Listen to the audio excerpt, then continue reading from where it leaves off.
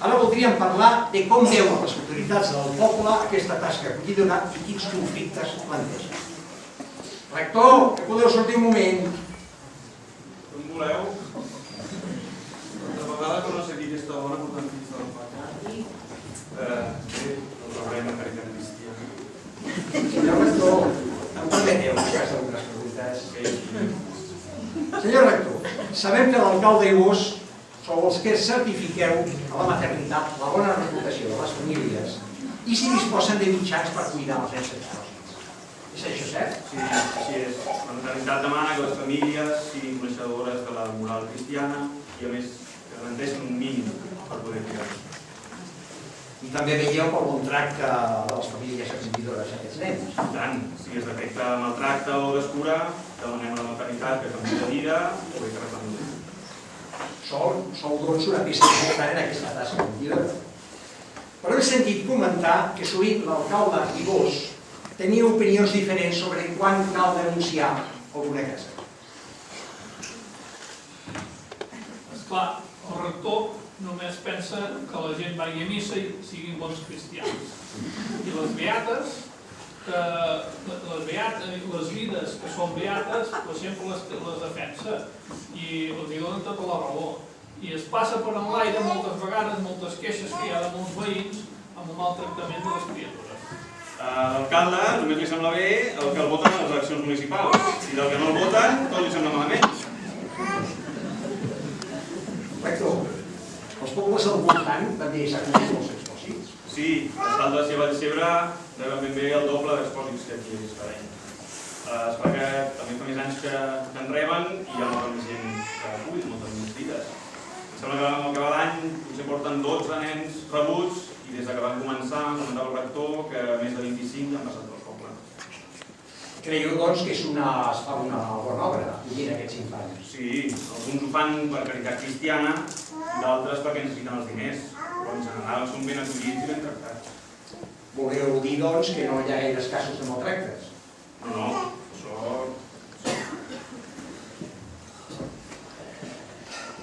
Molt bé. A veure... Només com pot ser això? Que més que hi ha alguna cosa? Per anar o no ens han dit?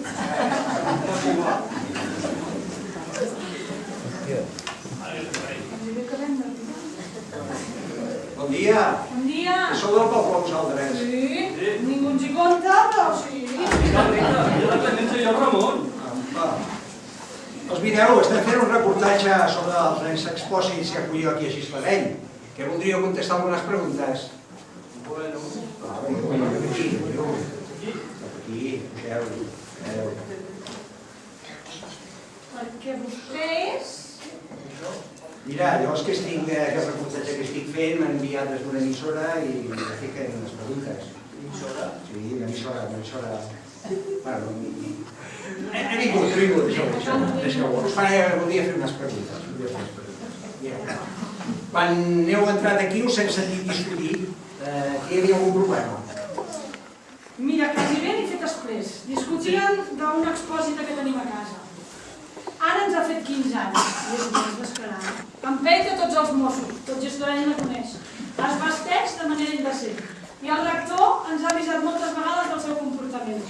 Ens fa caure la cara de vergonya. Jo ja ho dic, cap a Barcelona. Tan malament, veieu, això. Ella era una mica. Sí, una mica. Oh. Ella és jove, ella se sap. Sí, ja ho sabem. Tu també ho saps. Deixem-ho. Ramon, fa molt temps que està amb vosaltres, aquesta noia? Bueno, va arribar quan tenia 3 anys, però abans havia estat a 4 cases. Una en poble a prop de Barcelona. Després a Saldes va estar 2 cases. A tenir mala sort a Saldes. Una casa, la primera que va estar, el marit va anar a la presó, que va robar blat. A veure. I després, bueno, doncs clar, la dona se li va marxar al cap, va perdre la llet, i bueno, cap a una altra casa. A l'altra casa, la dida, als 3 mesos, es queda embarassada. Au, la nena cap a una altra casa. Va anar a parar a vagar. I de vagar sí, ja va arribar aquí. Bon passeig. I no vau tenir problemes amb ella després de passar per tantes cases? No, de fet no. Va passar per moltes cases, però s'hi va acollir bé. Però ara s'ha fet gran i ja no tant. i podeu retornar-la després de tants anys, de la segona? Sí, de fet, la tutora és la maternitat fins que tingui 18 anys. Però, clar, no la retornaré pas. A mi em xerra molt, però això recordi quan ella era jove també. Però no la retornaré pas. Adéu. Clemència. Parlant d'un altre tema. Hem sentit dir que fa uns anys algunes vides van ser infectades de sífilis pels expòsits que venien. És això veritat? Sí, es veu que a Barcelona hi ha tanta gent infectada i les mares ho passaven als infants. Ara van una mica més al tanto. I fins que no han fet un mes de vida no els deixen sortir, perquè si estan infectats ja ho veuen i llavors ja no surten allà a la maternitat. I es veu que amb això hi han notat tant. Quina situació. Clemència, abans d'acollir aquesta noia, n'havíeu acollit algun altre infant? En vam tenir un, que tenia un mes i mig, 2, però va arribar aquí dalt ja molt malament. I nosaltres vam fer tot el que vam poder. El rector us ho pot dir, i més, però es va acabar.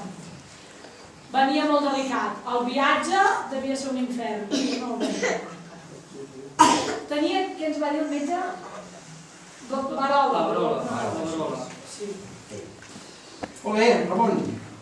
Jo com a presentador de televisió, que havia de fer un reportatge, com a presentador m'hi he informat respecte als expòsits de Gisclareny i m'he assabentat que tu també vas ser un gent d'expòsit. És cert, sí que vaig ser. I un dels primers que van acollir aquí a Gisclareny.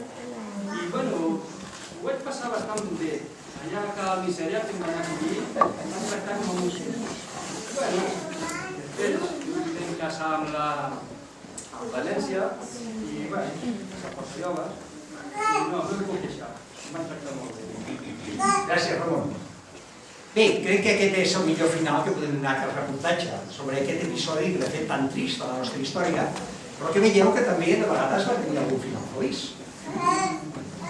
Bé, a tots vosaltres, habitants de Gisclareny d'aquest any de 1879, us agraeixo la vostra presència i tota la vostra col·laboració, us desitjo un millor feliç i sobretot a l'Adela, aquesta noia que va venir de tan lluny i ha sigut també a venir d'aquí. I a tots vosaltres, telespectadors, us desitgem que us hagin interessats aquests fets, potser colpidors però reals de la nostra història. Per tant, bona nit i retornem la connexió a la nostra emissora.